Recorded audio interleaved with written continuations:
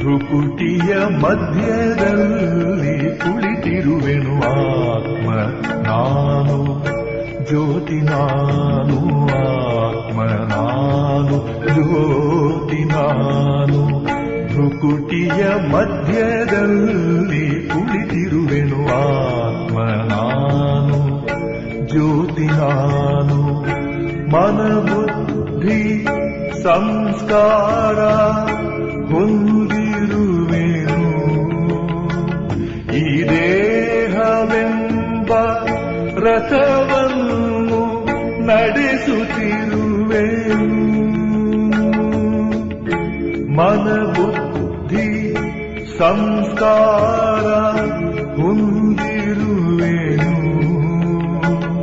ಈ ದೇಹವೆಂಬ ರಥವನ್ನು ನಡೆಸುತ್ತಿರುವೆನು, ಈ ದೇಹವೆಂಬ ರಥವನ್ನು ನಡೆಸುತ್ತಿರುವೆನು. ಆತ್ಮ ನಾನು, ಜ್ಯೋತಿ ನಾನು, ಆತ್ಮ ನಾನು, ಜ್ಯೋತಿ ನಾನು. ಭ್ರುಕುಟಿಯ ಮಧ್ಯದಲ್ಲಿ ಕುಳಿತಿರುವೆನು ಆತ್ಮ ನಾನು, ಜ್ಯೋತಿ ನಾನು, ಆತ್ಮ ನಾನು, ಜ್ಯೋತಿ ನಾನು.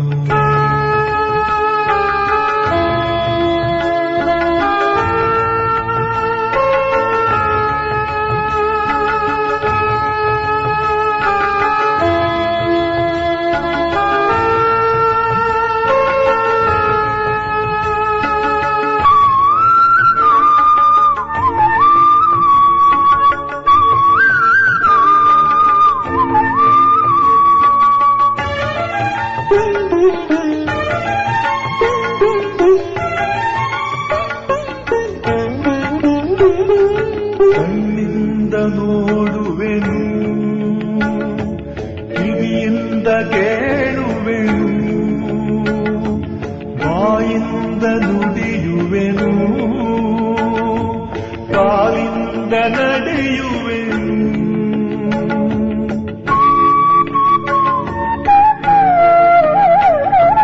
ಕಣ್ಣಿಂದ ನೋಡುವೆನು, ಕಿವಿಯಿಂದ ಕೇಳುವೆನು, ಬಾಯಿಂದ ನುಡಿಯುವೆನು, ಕಾಲಿಂದ ನಡೆಯುವೆನು. ಜ್ಞಾನ ಸ್ವರೂಪನು, ಪ್ರೇಮ ಸ್ವರೂಪನು, ಶಾಂತ ಸ್ವರೂಪನು, ಪ್ರಕಾಶ ದೀಪನು. ಜ್ಞಾನ ಸ್ವರೂಪನು, ಪ್ರೇಮ ಸ್ವರೂಪನು, ಶಾಂತ ಸ್ವರೂಪನು, ಪ್ರಕಾಶ ದೀಪನು. ಆತ್ಮ ನಾನು, ಜ್ಯೋತಿ ನಾನು, ಆತ್ಮ ನಾನು, ಜ್ಯೋತಿ ನಾನು. ಭ್ರುಕುಟಿಯ ಮಧ್ಯದಲ್ಲಿ ಕುಳಿತಿರುವೆನು ಆತ್ಮ ನಾನು, ಜ್ಯೋತಿ ನಾನು, ಆತ್ಮ ನಾನು, ಜ್ಯೋತಿ ನಾನು.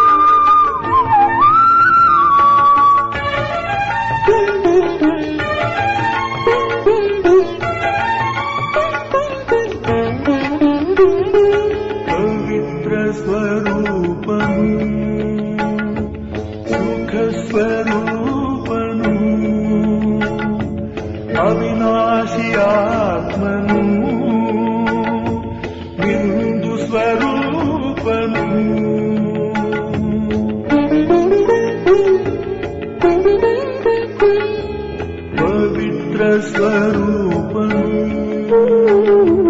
ಸುಖ ಸ್ವರೂಪನು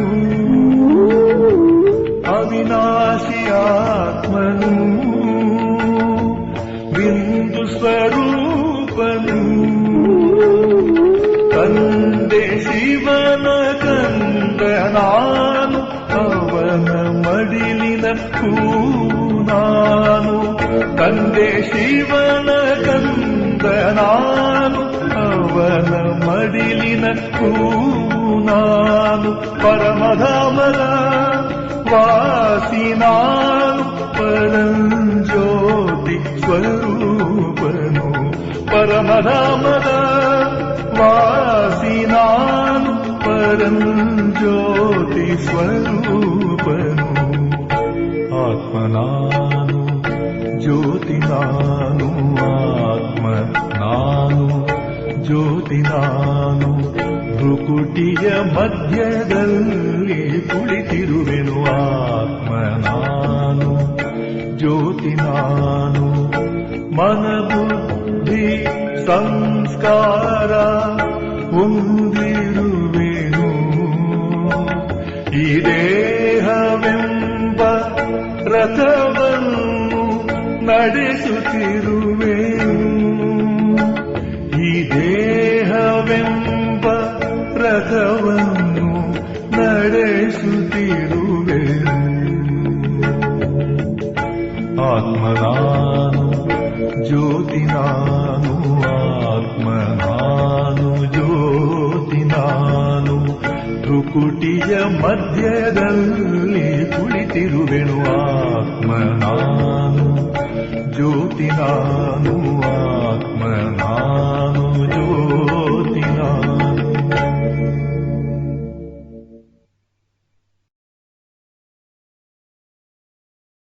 ಓಂ ಶಾಂತಿ. ಇಂದಿನ ದಿನಾಂಕ 4/8/2025. ಪ್ರಾರ್ಥ ಮುರುಳಿ ಬಾಪ್ ದಾದ ಮಧುಬನ. ಮಧುರ ಮಕ್ಕಳೇ, ತಂದೆಯು ನಿಮ್ಮನ್ನು ಹೂಗಳ ರಾಜನನ್ನಾಗಿ ಮಾಡಲು ಬಂದಿದ್ದಾರೆ. ಆದ್ದರಿಂದ ವಿಕಾರಗಳ ಯಾವುದೇ ದುರ್ಗಂಧವಿರಬಾರದು. ಪ್ರಶ್ನೆ: ವಿಕಾರಗಳ ಅಂಶವನ್ನು ಸಮಾಪ್ತಿ ಮಾಡಿಕೊಳ್ಳಲು ಯಾವ ಪುರುಷಾರ್ಥ ಮಾಡಬೇಕಾಗಿದೆ? ಉತ್ತರ: ನಿರಂತರ ಅಂತರ್ಮುಖಿಯಾಗಿರುವ ಪುರುಷಾರ್ಥ ಮಾಡಿ.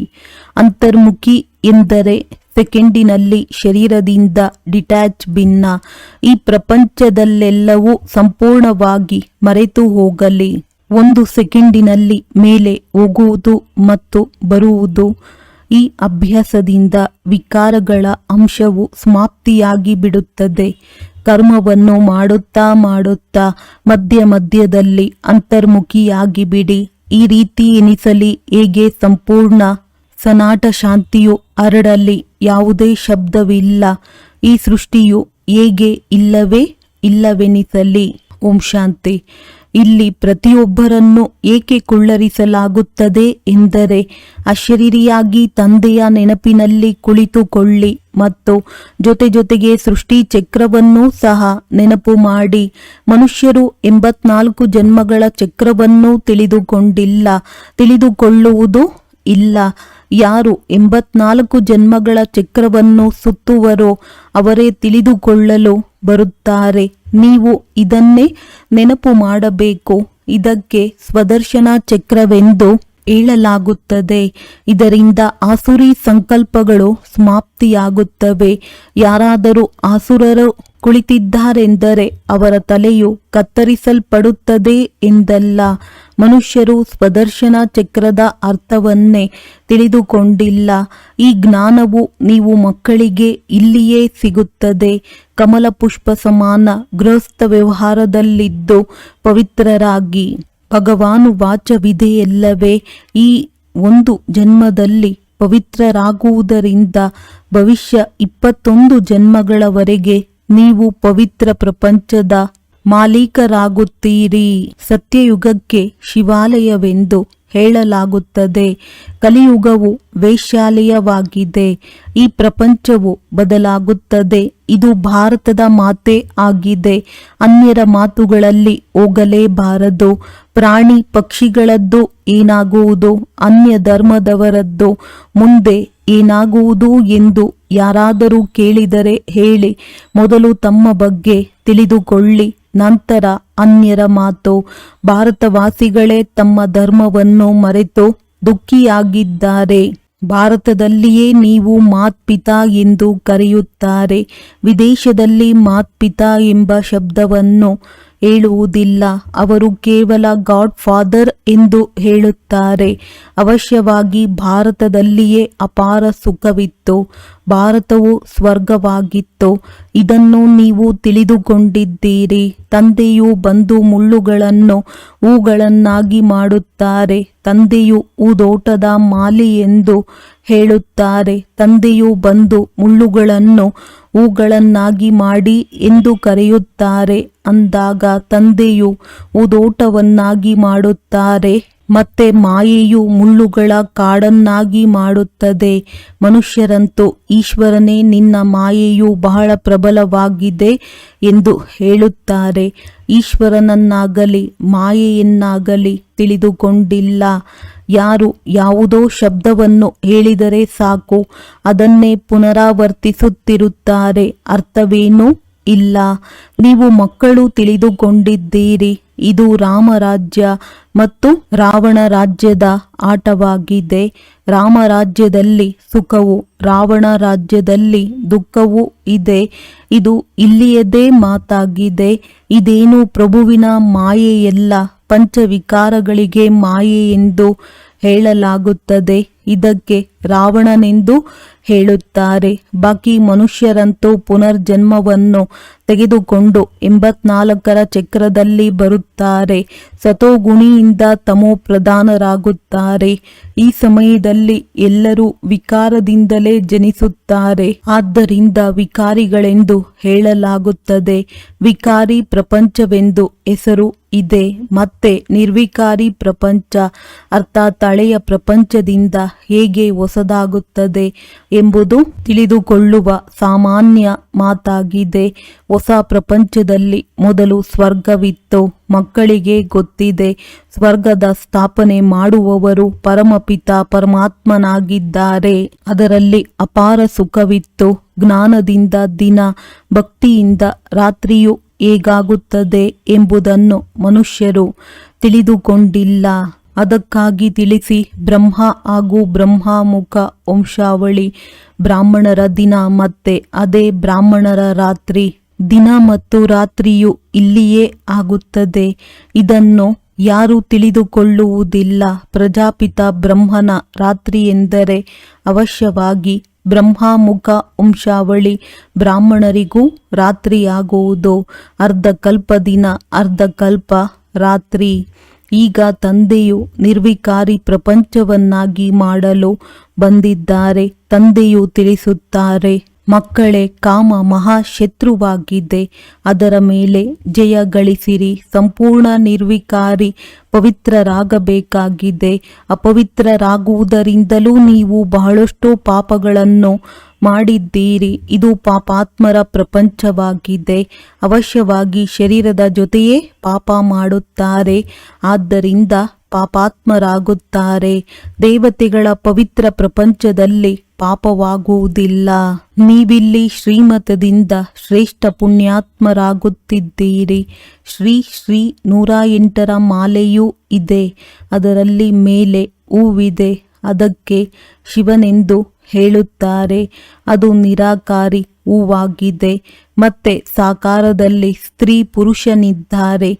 ಅವರ ಮಾಲೆಯು ಮಾಡಲ್ಪಟ್ಟಿದೆ. ಶಿವ ತಂದೆಯ ಮೂಲಕ ಇವರು ಬ್ರಹ್ಮ ಸರಸ್ವತಿ ಪೂಜೆ ಮತ್ತು ಸ್ಮರಣೆಗೆ ಯೋಗ್ಯರಾಗುತ್ತಾರೆ.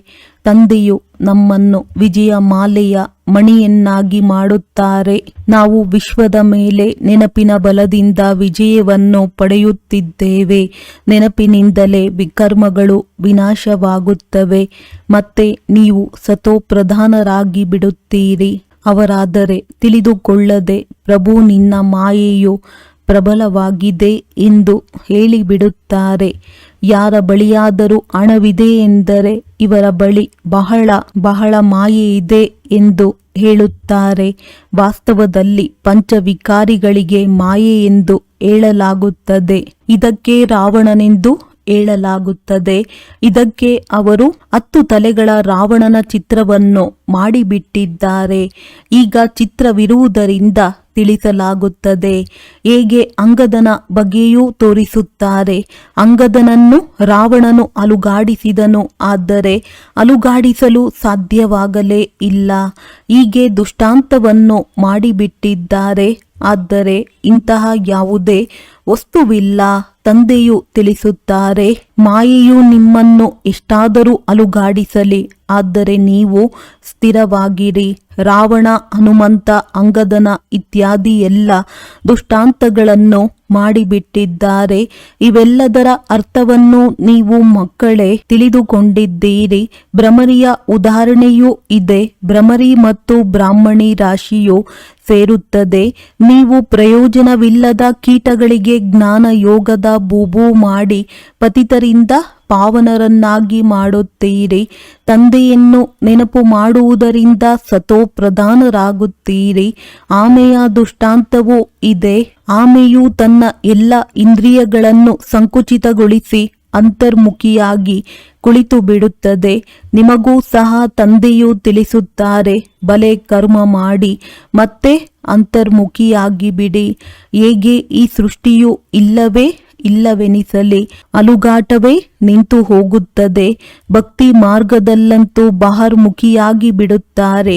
ಗೀತೆಯನ್ನು ಆಡುವುದು ಇದು ಅದು ಎಷ್ಟೊಂದು ಚಂಚಲತೆ, ಎಷ್ಟೊಂದು ಖರ್ಚಾಗುತ್ತದೆ, ಎಷ್ಟು ಮೇಳಗಳು ಸೇರುತ್ತವೆ. ತಂದೆಯು ತಿಳಿಸುತ್ತಾರೆ, ಮಕ್ಕಳೇ, ಈಗ ಇವೆಲ್ಲವನ್ನು ಬಿಟ್ಟು ಅಂತರ್ಮುಖಿಯಾಗಿ ಹೇಗೆ ಈ ಸೃಷ್ಟಿಯು ಇಲ್ಲವೇ ಇಲ್ಲ. ತಮ್ಮನ್ನು ನೋಡಿಕೊಳ್ಳಿ. ನಾನು ಯೋಗ್ಯನಾಗಿದ್ದೇನೆಯೇ? ಯಾವುದೇ ವಿಕಾರವು ಸತಾಯಿಸುತ್ತಿಲ್ಲವೇ? ನಾನು ತಂದೆಯನ್ನು ನೆನಪು ಮಾಡುತ್ತೇನೆಯೇ? ಯಾವ ತಂದೆಯು ವಿಶ್ವದ ಮಾಲೀಕರನ್ನಾಗಿ ಮಾಡುತ್ತಾರೆಯೋ ಅಂತಹ ತಂದೆಯನ್ನು ದಿನರಾತ್ರಿ ನೆನಪು ಮಾಡಬೇಕು. ನಾವಾತ್ಮರಾಗಿದ್ದೇವೆ, ಅವರು ನಮ್ಮ ತಂದೆಯಾಗಿದ್ದಾರೆ. ನಾವೀಗ ಹೊಸ ಪ್ರಪಂಚದ ಹೂಗಳಾಗುತ್ತಿದ್ದೇವೆ ಎಂಬುದೇ ಒಳಗೆ ವಿಚಾರ ನಡೆಯುತ್ತಿರಲಿ. ಎಕ್ಕದ ಅಥವಾ ಕಣಗಿಲೆ ಹೂವಾಗಬಾರದು. ನಾವಂತೂ ಒಮ್ಮೆಲೆ ರಾಜ ಹೂವು ಅರ್ಥಾತ್ ಸುಗಂಧ ಭರಿತ ಹೂಗಳಾಗಬೇಕಾಗಿದೆ. ಯಾವುದೇ ದುರ್ಗಂಧವಿರಬಾರದು. ಕೆಟ್ಟ ಸಂಕಲ್ಪಗಳೆಲ್ಲವೂ ಹೊರಟು ಹೋಗಲಿ. ಮಾಯೆಯ ಬಿರುಗಾಳಿಗಳು ಬೀಳಿಸಲು ಬಹಳಷ್ಟು ಬರುತ್ತವೆ, ಆದರೆ ಕರ್ಮೇಂದ್ರಿಯಗಳಿಂದ ಯಾವುದೇ ವಿಕರ್ಮ ಮಾಡಬಾರದು. ಈಗೀಗೆ ತಮ್ಮನ್ನು ಪಕ್ಕ ಮಾಡಿಕೊಳ್ಳಬೇಕು ಮತ್ತು ತಮ್ಮನ್ನು ಸುಧಾರಣೆ ಮಾಡಿಕೊಳ್ಳಬೇಕಾಗಿದೆ. ಯಾವುದೇ ದೇಹದಾರಿಯನ್ನು ನೆನಪು ಮಾಡಬಾರದು. ತಂದೆಯು ತಿಳಿಸುತ್ತಾರೆ, ತಮ್ಮನ್ನು ಆತ್ಮನೆಂದು ತಿಳಿದು ತಂದೆಯನ್ನು ನೆನಪು ಮಾಡಿ. ಶರೀರ ನಿರ್ವಹಣೆಗಾಗಿ ಬಲೆ ಕರ್ಮವನ್ನು ಮಾಡಿ ಅದರಿಂದಲೂ ನೀವು ಸಮಯವನ್ನು ತೆಗೆಯಬಹುದು. ಭೋಜನವನ್ನು ಸ್ವೀಕರಿಸುವ ಸಮಯದಲ್ಲಿಯೂ ತಂದೆಯ ಮಹಿಮೆ ಮಾಡುತ್ತಾ ಇರಿ. ತಂದೆಯನ್ನು ನೆನಪು ಮಾಡಿ ಸೇವಿಸುವುದರಿಂದ ಭೋಜನವು ಪವಿತ್ರವಾಗಿ ಬಿಡುವುದು. ಯಾವಾಗ ತಂದೆಯನ್ನು ನಿರಂತರ ನೆನಪು ಮಾಡುವಿರೋ ಆಗ ಆ ನೆನಪಿನಿಂದಲೇ ಬಹಳ ಜನ್ಮಗಳ ಪಾಪವು ತುಂಡಾಗುತ್ತದೆ ಮತ್ತು ನೀವು ಸತೋ ಪ್ರಧಾನರಾಗುತ್ತೀರಿ. ನೋಡಿಕೊಳ್ಳಿ, ನಾನು ಎಷ್ಟು ಸತ್ಯ ಚಿನ್ನವಾಗಿದ್ದೇನೆ. ಇಂದು ಎಷ್ಟು ಗಂಟೆಗಳ ಸಮಯ ನೆನಪಿನಲ್ಲಿದ್ದೆನೋ. ನಿನ್ನೆಯ ದಿನ 3 ಗಂಟೆ ನೆನಪಿನಲ್ಲಿದ್ದೆನೋ. ಇಂದು 2 ಗಂಟೆ ನೆನಪಿನಲ್ಲಿದ್ದೆನೋ ಎಂದರೆ ಇಂದು ನಷ್ಟವಾಯಿತೆಂದರ್ಥ. ಏರಿಳಿತವಾಗುತ್ತಾ ಇರುವುದು. ಹೇಗೆ ಯಾತ್ರೆಗೆ ಹೋಗುತ್ತಾರೆಂದರೆ ಕೆಲವೊಮ್ಮೆ ಹಳ್ಳ, ಕೆಲವೊಮ್ಮೆ ದಿಣ್ಣೆ ಇರುತ್ತದೆ. ನಿಮ್ಮ ಸ್ಥಿತಿಯೂ ಸಹ ಏರಿಳಿತವಾಗುತ್ತಿರುವುದು. ಆದ್ದರಿಂದ ತಮ್ಮ ಖಾತೆಯನ್ನು ನೋಡಿಕೊಳ್ಳಬೇಕಾಗಿದೆ. ಮುಖ್ಯವಾದುದು ನೆನಪಿನ ಯಾತ್ರೆಯಾಗಿದೆ. ಭಗವಾನುವಾಚವಿದೆ ಅಂದಾಗ ಅವಶ್ಯವಾಗಿ ಮಕ್ಕಳಿಗೆ ಓದಿಸುತ್ತಾರೆ. ಇಡೀ ಪ್ರಪಂಚಕ್ಕೆ ಏಕೆ ಓದಿಸುತ್ತಾರೆ? ಈಗ ಭಗವಂತನೆಂದು ಯಾರಿಗೆ ಹೇಳುವುದು? ಕೃಷ್ಣನಂತೂ ಶರೀರಧಾರಿಯಾಗಿದ್ದಾನೆ. ಭಗವಂತನೆಂದು ನಿರಾಕಾರ ಪರಮಪಿತ ಪರಮಾತ್ಮನಿಗೆ ಹೇಳಲಾಗುತ್ತದೆ. ಸ್ವಯಂ ತಂದೆಯೇ ತಿಳಿಸುತ್ತಾರೆ, ನಾನು ಸಾಧಾರಣ ತನುವಿನಲ್ಲಿ ಪ್ರವೇಶ ಮಾಡುತ್ತೇನೆ. ಬ್ರಹ್ಮನ ವೃದ್ಧ ತನುವಿನದ್ದೂ ಸಹ ಗಾಯನವಿದೆ. ಬಿಳಿಯ ದಾಡಿ ಮೀಸೆಗಳಂತೂ ವೃದ್ಧರಿಗೆ ಇರುತ್ತದೆ. ಎಲ್ಲವೇ ಅವಶ್ಯವಾಗಿ ಅನುಭವಿ ರಥವೇ ಬೇಕಾಗಿದೆ. ಚಿಕ್ಕ ರಥದಲ್ಲಿ ಪ್ರವೇಶ ಮಾಡುವರೆ ತಾವೇ ಹೇಳುತ್ತಾರೆ, ಮಕ್ಕಳೇ, ನನ್ನನ್ನು ಯಾರೂ ತಿಳಿದುಕೊಂಡಿಲ್ಲ. ತಂದೆಯು ಸುಪ್ರೀಂ ಗಾಡ್ ಫಾದರ್ ಅಥವಾ ಪರಮ ಆತ್ಮನಾಗಿದ್ದಾರೆ. ನೀವು ಸಹ 100% ಪವಿತ್ರರಾಗಿದ್ದೀರಿ. ಈಗ 100% ಅಪವಿತ್ರರಾಗಿದ್ದೀರಿ.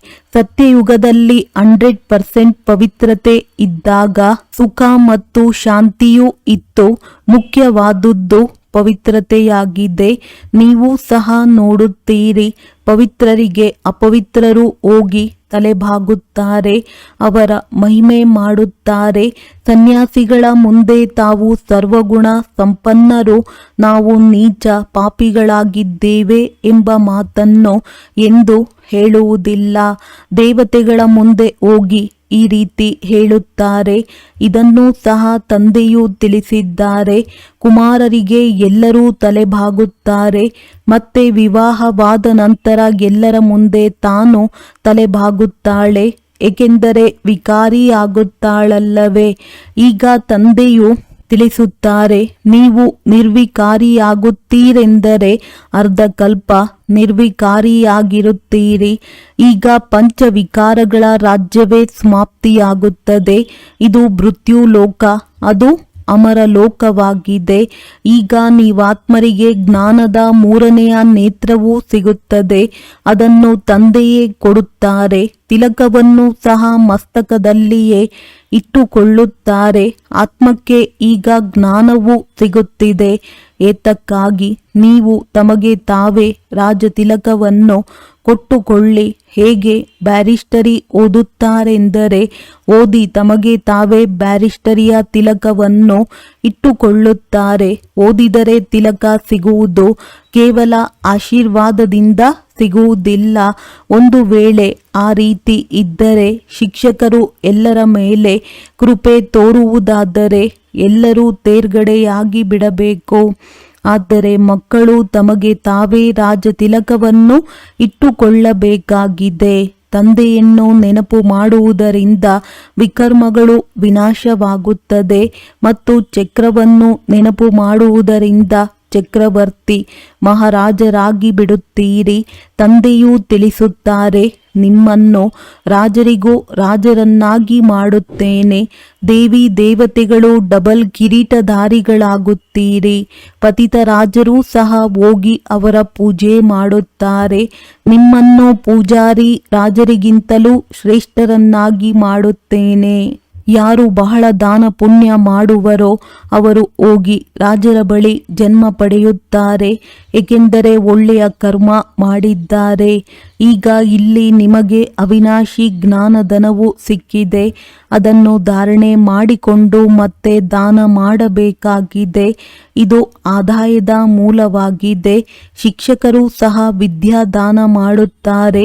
ಆ ವಿದ್ಯೆಯು ಅಲ್ಪ ಕಾಲಕ್ಕಾಗಿದೆ. ವಿದೇಶದಿಂದ ಓದಿ ಬರುತ್ತಾರೆ. ಒಂದು ವೇಳೆ ಬಂದೊಡನೆಯೇ ಹೃದಯಾಘಾತವಾಗಿ ಬಿಟ್ಟರೆ ವಿದ್ಯೆಯು ಸಮಾಪ್ತಿ, ವಿನಾಶಿಯಾಗಿ ಬಿಟ್ಟಿತಲ್ಲವೇ? ಪರಿಶ್ರಮವೆಲ್ಲವೂ ನೀರಲ್ಲಿ ಹೋಯಿತು. ನಿಮ್ಮ ಪರಿಶ್ರಮವು ಈ ರೀತಿ ಹೋಗಲು ಸಾಧ್ಯವಿಲ್ಲ. ನೀವು ಎಷ್ಟು ಚೆನ್ನಾಗಿ ಓದುತ್ತೀರೋ ಅಷ್ಟು 21 ಜನ್ಮಗಳವರೆಗೆ ನಿಮ್ಮ ವಿದ್ಯೆಯು ಶಾಶ್ವತವಾಗಿ ಬಿಡುವುದು. ಅಲ್ಲಿ ಅಕಾಲ ಮೃತ್ಯುವಾಗುವುದೇ ಇಲ್ಲ. ಈ ವಿದ್ಯೆಯನ್ನು ಜೊತೆ ತೆಗೆದುಕೊಂಡು ಹೋಗುತ್ತೀರಿ.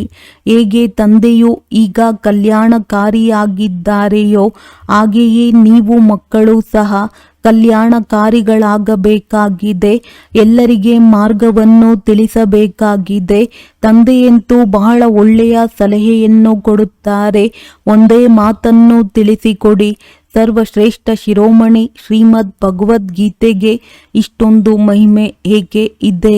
ಭಗವಂತನದ್ದೇ ಶ್ರೇಷ್ಠ ಮತವಾಗಿದೆ ಅಂದ ಮೇಲೆ ಈಗ ಭಗವಂತನೆಂದು ಯಾರಿಗೆ ಹೇಳಲಾಗುವುದು?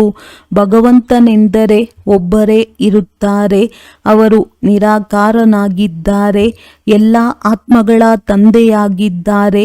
ಆದ್ದರಿಂದ ಪರಸ್ಪರ ಸಹೋದರ ಸಹೋದರರೆಂದು ಹೇಳುತ್ತೀರಿ. ಮತ್ತೆ ಬ್ರಹ್ಮರವರ ಮೂಲಕ ಹೊಸ ಸೃಷ್ಟಿಯನ್ನು ರಚಿಸಿದಾಗ ಸಹೋದರ ಸಹೋದರಿಯರಾಗಿ ಬಿಡುತ್ತೀರಿ. ಈ ಸಮಯದಲ್ಲಿ ನೀವು ಸಹೋದರ ಸಹೋದರಿಯರಾಗಿದ್ದೀರಿ ಅಂದ ಮೇಲೆ ಪವಿತ್ರರಾಗಿರಬೇಕಾಗುವುದು. ಇದು ಯುಕ್ತಿಯಾಗಿದೆ. ಈಗ ವಿಕಾರಿ ದೃಷ್ಟಿಯು ಒಮ್ಮೆಲೆ ಹೊರಟು ಹೋಗಲಿ. ತಮ್ಮನ್ನು ಸಂಭಾಲನೆ ಮಾಡಿಕೊಳ್ಳಬೇಕು. ನನ್ನ ಕಣ್ಣುಗಳು ಎಲ್ಲಿಯೂ ಮೋಸ ಮಾಡಲಿಲ್ಲವೇ? ಮಾರುಕಟ್ಟೆಯಲ್ಲಿ ಕಡಲೆಯನ್ನು ನೋಡಿ ಮನಸ್ಸಾಗಲಿಲ್ಲವೇ? ಹೀಗೆ ಅನೇಕರಿಗೆ ಇಷ್ಟವಾಗಿ ಬಿಡುತ್ತದೆ, ತಿಂದು ಬಿಡುತ್ತಾರೆ. ಬ್ರಾಹ್ಮಣಿಯು ಯಾವುದೇ ಸಹೋದರನ ಜೊತೆ ಹೊರಗಡೆ ಹೋಗುತ್ತಾರೆಂದರೆ ಸಹೋದರನು ಕಡಲೆಯನ್ನು ತಿನ್ನಿರಿ, ಒಂದು ಬಾರಿ ತಿಂದರೆ ಪಾಪವೇನಾಗುವುದಿಲ್ಲ ಎಂದು ಹೇಳುತ್ತಾರೆ. ಆಗ ಯಾರು ಕಚ್ಚಾ ಆಗಿರುತ್ತಾರೆಯೋ ಅವರು ಕೂಡಲೇ ತಿಂದು ಬಿಡುತ್ತಾರೆ. ಇದರ ಮೇಲೆ ಶಾಸ್ತ್ರಗಳಲ್ಲಿಯೂ ಅರ್ಜುನನ ದೃಷ್ಟಾಂತವಿದೆ. ಈ ಕಥೆಗಳನ್ನು ಕುರಿತು ಬರೆದಿದ್ದಾರೆ. ಬಾಕಿ ಇವೆಲ್ಲವೂ ಈ ಸಮಯದ ಮಾತುಗಳಾಗಿವೆ. ನೀವೆಲ್ಲರೂ ಸೀತೆಯರಾಗಿದ್ದೀರಿ. ನಿಮಗೆ ತಂದೆಯೂ ತಿಳಿಸುತ್ತಾರೆ. ಒಬ್ಬ ತಂದೆಯನ್ನು ನೆನಪು ಮಾಡಿರಿ, ಆಗ ನಿಮ್ಮ ಪಾಪಗಳು ತುಂಡಾಗುತ್ತವೆ. ಮತ್ಯಾವುದೇ ಮಾತುಗಳಿಲ್ಲ. ಈಗ ನೀವು ತಿಳಿದುಕೊಂಡಿದ್ದೀರಿ, ರಾವಣನೆಂದರೆ ಯಾವುದೇ ವ್ಯಕ್ತಿಯಲ್ಲ, ಇದು ವಿಕಾರಗಳ ಸಂಕೇತವಾಗಿದೆ. ವಿಕಾರಗಳ ಪ್ರವೇಶತೆಯಾಗಿ ಬಿಡುತ್ತದೆ ಎಂದರೆ ಅವರಿಗೆ ರಾವಣನ ಸಂಪ್ರದಾಯದವರೆಂದು ಹೇಳಲಾಗುತ್ತದೆ. ಹೇಗೆ ಯಾರಾದರೂ ಅಂತಹ ಕೆಲಸ ಮಾಡುತ್ತಾರೆಂದರೆ ನೀವು ಅಸುರರಾಗಿದ್ದೀರಿ ಎಂದು ಹೇಳುತ್ತಾರೆ. ಚಲನೆಯು ಆಸುರಿಯಾಗಿದೆ. ವಿಕಾರಿ ಮಕ್ಕಳಿಗೆ ನೀವು ಕುಲಕಳಂಕಿತರಾಗುತ್ತೀರಿ ಎಂದು ಹೇಳುತ್ತಾರೆ. ಇಲ್ಲಿಯೂ ಸಹ ಬೇಹದ್ದಿನ ತಂದೆಯೂ ತಿಳಿಸುತ್ತಾರೆ, ನಾನು ನಿಮ್ಮನ್ನು ಶ್ಯಾಮನಿಂದ ಸುಂದರರನ್ನಾಗಿ ಮಾಡುತ್ತೇನೆ. ಮತ್ತೆ ನೀವು ಮುಖ ಕಪ್ಪು ಮಾಡಿಕೊಳ್ಳುತ್ತೀರಿ, ಪ್ರತಿಜ್ಞೆ ಮಾಡಿ ಮತ್ತೆ ವಿಕಾರಿಗಳಾಗುತ್ತೀರಿ. ಪತಿತರಿಗಿಂತಲೂ ಪತಿತರಾಗಿ ಬಿಡುತ್ತಾರೆ. ಆದ್ದರಿಂದ ಕಲ್ಲು ಬುದ್ಧಿಯವರೆಂದು ಹೇಳಲಾಗುತ್ತದೆ. ಈಗ ಪುನಃ ನೀವು ಪಾರಸ ಬುದ್ಧಿಯವರಾಗುತ್ತೀರಿ. ನಿಮ್ಮದು ಏರುವ ಕಲೆಯಾಗುತ್ತದೆ. ತಂದೆಯನ್ನು ಅರಿತುಕೊಂಡಿರಿ ಮತ್ತು ವಿಶ್ವದ ಮಾಲೀಕರಾದಿರಿ.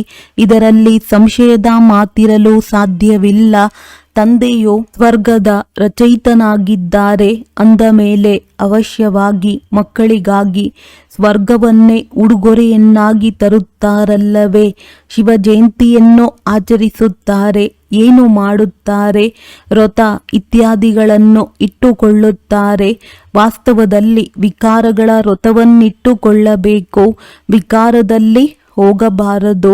ಈ ವಿಕಾರಗಳಿಂದಲೇ ನೀವು ಆದಿ ಮಧ್ಯ ಅಂತ್ಯ ದುಃಖವನ್ನು ಪಡೆದಿದ್ದೀರಿ.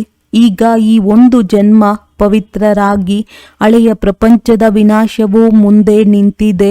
ನೀವು ನೋಡುತ್ತೀರಿ, ಭಾರತದಲ್ಲಿ 9 ಲಕ್ಷ ಜನಸಂಖ್ಯೆ ಮಾತ್ರವಿರುತ್ತದೆ. ಮತ್ತೆಲ್ಲವೂ ಶಾಂತಿಯಾಗಿ ಬಿಡುವುದು. ಯಾವುದೇ ಜಗಳ ಕಲಹವಾಗಲಿ, ಅನ್ಯ ಧರ್ಮವೇ ಇರುವುದೇ ಇಲ್ಲ. ಒಂದು ಧರ್ಮದ ಸ್ಥಾಪನೆ, ಉಳಿದ ಅನೇಕ ಧರ್ಮಗಳ ವಿನಾಶವಾಗುತ್ತದೆ. ಒಳ್ಳೆಯದು. ಮಧುರಾತಿ ಮಧುರ ಅಗಲಿ ಹೋಗಿ ಮರಳಿ ಸಿಕ್ಕಿರುವ ಮಕ್ಕಳ ಪ್ರತಿ ಮಹತ್ಪಿತಾ ಬಾಪ್ ದಾದಾರವರ ನೆನಪು, ಪ್ರೀತಿ ಹಾಗೂ ಸುಪ್ರಭಾತ. ಆತ್ಮಿಕ ಮಕ್ಕಳಿಗೆ ಆತ್ಮಿಕ ತಂದೆಯ ನಮಸ್ತೆ. ಧಾರಣೆಗಾಗಿ ಮುಖ್ಯ ಸಾರ: ಅವಿನಾಶಿ ಜ್ಞಾನಧನವನ್ನು ಸ್ವಯಂನಲ್ಲಿ ಧಾರಣೆ ಮಾಡಿಕೊಂಡು ಮತ್ತೆ ದಾನ ಮಾಡಬೇಕಾಗಿದೆ.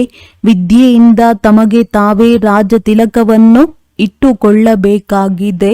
ಹೇಗೆ ತಂದೆಯು ಕಲ್ಯಾಣಕಾರಿಯಾಗಿದ್ದಾರೆಯೋ ಹಾಗೆಯೇ ಕಲ್ಯಾಣಕಾರಿಗಳಾಗಬೇಕಾಗಿದೆ. ತಿನ್ನುವುದು ಕುಡಿಯುವುದರ ಪ್ರತಿ ಸಂಪೂರ್ಣ ವ್ರತವನ್ನಿಟ್ಟುಕೊಳ್ಳಬೇಕಾಗಿದೆ ಎಂದು ಕಣ್ಣುಗಳು ಮೋಸ ಮಾಡದಿರಲಿ. ಇದರ ಸಂಭಾಲನೆ ಮಾಡಿಕೊಳ್ಳಬೇಕಾಗಿದೆ. ತಮ್ಮನ್ನು ಸುಧಾರಣೆ ಮಾಡಿಕೊಳ್ಳಬೇಕು.